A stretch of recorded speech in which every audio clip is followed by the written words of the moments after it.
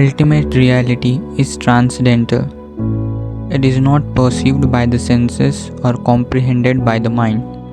It is a matter of indubitable experience for the inmost consciousness of man.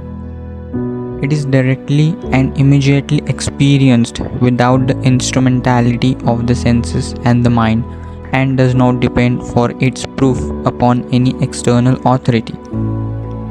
The perception of the external world is neither direct nor immediate, but is dependent upon the senses and the mind and is always colored by them. On the other hand, the experience of reality is both immediate and direct and becomes possible only when the senses and the mind, through the practice of rigid spiritual discipline, have been made absolutely calm. It is the consciousness in the man that experiences the universal consciousness, the two being in reality identical. But there are infinite possibilities of self-deception. To protect the aspirant from error and delusion, the seers of Vedanta lay down three criteria of truth. These are spiritual authority, reasoning, and personal experience. Any one of these singly may enable a man to realize partial truth. But when all three point to the same conclusion, the aspirant may be assured that he has realized the whole of truth. The meaning of the scriptures, which contain the recorded experience of knowers of truth of the past, must be explained by a competent teacher.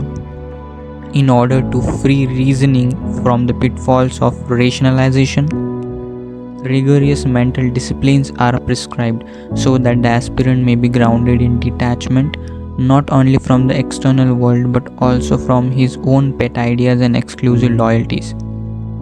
The aspirant must be able to view his own thinking objectively and submit it to a searching analysis. Ultimate values must be judged by the standards of eternity and not of the time. Lastly, the conclusion of the scriptures, reaffirmed by reasoning, must be experienced by the aspirant himself. Ultimate truth, the basis of universe, is self-evident, non-contradictory, and free from fear and friction. The seer perceives truth everywhere and in everything, and thus becomes completely free from fear, sorrow, and expectation, which characterize the life of falsehood in the relative world. A spirit of synthesis generally pervades the philosophy of Vedanta. The search is always directed to the discovery of the first principle, through which the multiplicity of universe can be known and explained. The Hindu seer insists that the aspirant after knowledge should first, through self-control and meditation, realize ultimate reality. Only then can he know the nature of the world.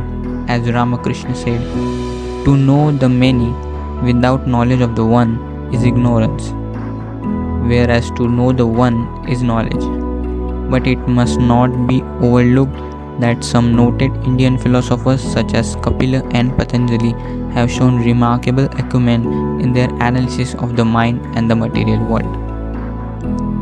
In the next video, we are going to see the 4 stages of life as viewed by Hindu tradition that leads to the ultimate purpose of human life, which is a moksha or liberation. Thank you so much for watching. If you have any queries, want to say something, comment section is open for you.